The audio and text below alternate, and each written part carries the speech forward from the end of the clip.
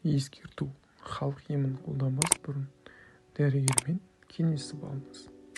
Ал бүгінгі тақырып мандарин. Мандарин туралы 5 факт. Мандарин жаңа жылдың басты белгілерінің бірі. Цитрус ағашының шағын жемістерінің қызықты дәмімен және пайдалы қасиеттері үшін бұрыннан жақсы көреді. Жеміс Қытай империясының мандариндер деп аталған мемлекеттік шенеуніктердің арқасында атағын алған. Сонымен қатар олар қою қызғылт сары мантия киіп жүретін болған.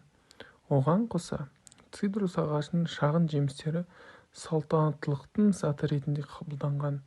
Сондықтан оны жоғары қызметтегі кісілер ғана ала алатын болған. Тағы да бір қызықты факт: бір мандаринде шамамен 2 шай қасық қант болады екен. Кішкентай қызыл сары жеміс, яғни мандарин, С дәруменінің керемет көзі. Оның бір түйірін жеп, сіз өзіңізді тәуліктік норманың 80%-мен қамтамасыз етесіз. Әлем бойынша мандаринді ең көп шығаратын да қолданатын да Қытай болып саналады. Жылына Қытайда 12 миллион тонна цитрус алынады. Бұл тізімде Қытайдан соң Испания, Түркия, Бразилия және Египет орын алады. Жаңа жылға мандарин сыйлау дәстүрі өз бастамасын Қытайдан алады. Қытай жаңа жылдың тойлау кезінде мандарин молшылықтың және сәттіліктің белгісі болған. Сондықтан оны жиі достарына, туыстарына және іскерлік серіктестеріне сыйлады. Содан соң бұл дәстүрді ақш, Канада және Ресейде қолданып кетті. Алайда мандариннің күшті аллерген екенін ұмытпаңыз. Сондықтан дәрігерлер сау ересек адамға күніне 5-7 мандарин, ал балаларға 2-3 мандарин жеуді ұсынады. Олар жүкті және бала емізетін әйелдерге тіптен жемей тұру керектігін айтады. Дүкен сөрелерінде мандариннің түр-түрі толып тұр. Бұл жемісті күнде жесе, ағзада қандай өзгерістер болады екен? Сонымен мандариннің отаны Қытай 19 ғасырдың басында Еуропаға жетіп, Испания, Марокко мен Түркияның негізі өсіретін жемісіне айналған. Сондай-ақ Абхазия мен Грузия, Франция, Япония, Үндіқытай елдерінде де өсіріледі. Мандариннің мұндай пайдалы қасиеттері бар. Оның құрамында С дәрумені көп болғандықтан, ол иммунитетті қатайтуға көмектеседі. Күніне 2 мандарин жеу оның тәуліктік қажеттілігін өтейді. Ол қабынуға қарсы әсерге ие. Құрамында жасұндық көп болғандықтан, ол асқазан ішек жолы процестерін жақсартады. Қандағы глюкоза деңгейін азайтады. Ол арықтауға көмектеседі. Мандариннің құрамындағы аскорбин қышқылы майлы тіндердегі тотықтандыру процестерінің белсенділігін арттырады және жаңа майлы жасушалардың қалыптасуына алдын алады. Күнде мандарин жесе не болады? Күніне 2-3 мандарин жеу жеткілікті. Оны аш қарынға жеу ұсынылмайды. Оны өте көп жеу жағымсыз салдарға әкелуі мүмкін. Ол басқа да цитрусты жемістер секілді асқазан ішек жолы қабықшасын тітіркендіруі мүмкін.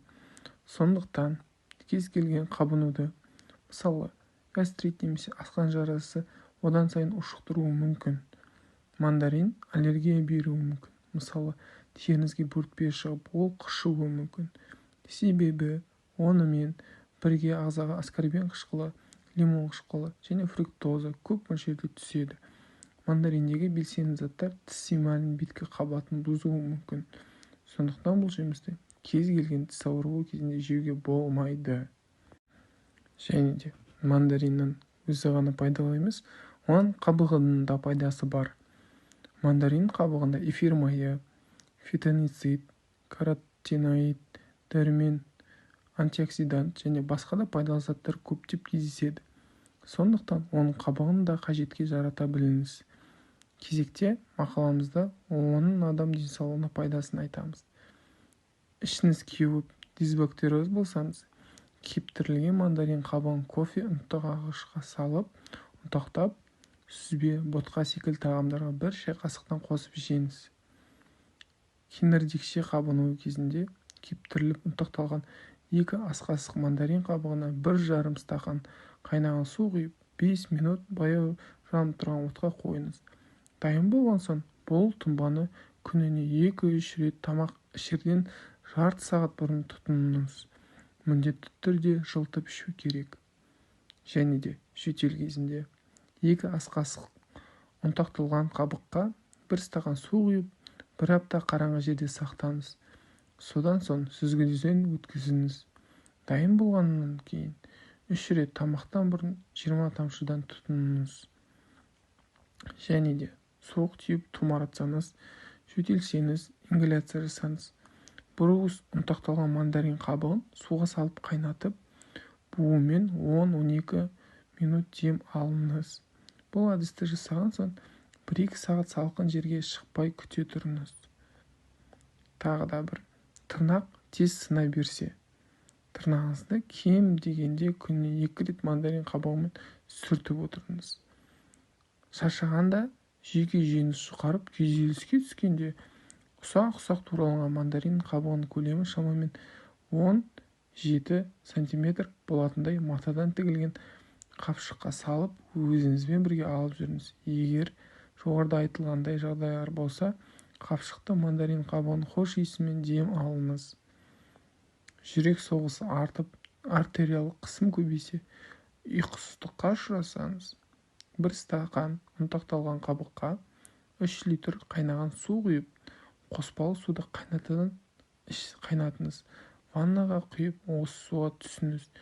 2 күнде 1 рет ұйықтар алдында осы әдісті пайдаланып тұрсаңыз, аталған аурулардың алдын аласыз.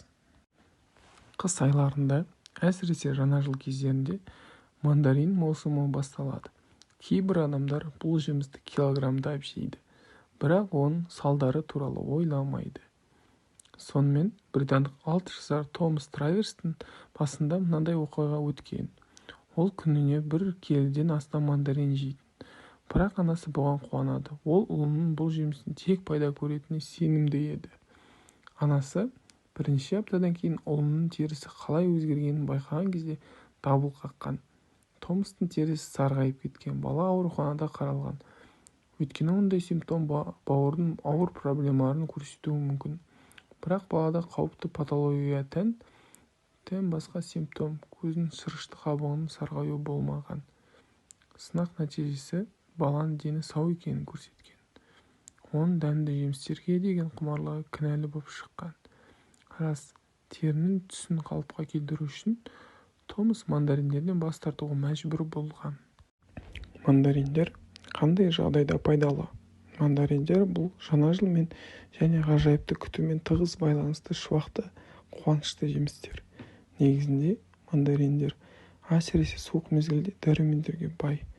Олардың құрамында иммунитетті сақтауда, жараларды емдеуде маңызды рөл атқаратын С дәрумені бар. Ол сондай-ақ холестеринді өт қышқылдарына айдауды ынталандырады. Бұл қандағы холестерин деңгейін төмендетеді. Сондай-ақ С дәрумені коллаген өндірісіне, темірдің сіңуіне ықпал етеді және Б дәрумендерін белсендіруге қатысады. Ал Б тобының дәрумендері өз кезегінде жүйке жүйесіне жақсы әсер беретін болған соң, уайым мен күйзелісті жеңуге көмектеседі. Сонымен қатар мандариндерде көруді жақсартатын және шырышты қабықтарды қорғауға қажетті А дәрумені бар. Мандариннің қабығы мен жемістегі ақ қабықтарының да пайдасы зор. Мандарин қабығындағы эфир майлары сапалы ұйқыға ықпал етеді. Сонымен қатар мандариндер пайдалы бактериялардың көбеюіне ықпал етеді және ішек моторикасын жақсартады. Мандарин көп жегеніңіздің белгілері. Егер сіз тым көп мандаринді жесеңіз, псевдоаллергиялық реакция дамуы мүмкін. Бұл аллергия ұқсас тері бөртпелері. Бұл ағзаға фруктоза, лимон және аскорбин қышқылдарының көп түсуіне байланысты. Псевдоаллергиялық реакция мен шынайы аллергиядан айырмашылығы, жейтін тағамның мөлшері үлкен мәнге ие. Ол неғұрлым үлкен болса, көріністер соғұрлым ауқымды болады. Бұл жағдайда сіз мандариндерден біраз уақыт бас тартқаныңыз керек. Ал антигистаминдар дене қышуын жеңуге көмектеседі. Мандариндер құрамында бета-каротин бар. Ол жеміске қызыл-сары түс береді. Бақытымызға орай, жарқын жемістердің каротинді сарғаюын дамыту үшін сіз шынымен көп жеуіңіз керек. Айтпақшы, бета-каротиннің көп мөлшері сәбізде, мангода, өрік пен апельсинде де бар. Сіздермен бірге болған дертке ем арнасы сіздерге зор денсаулық тілейміз.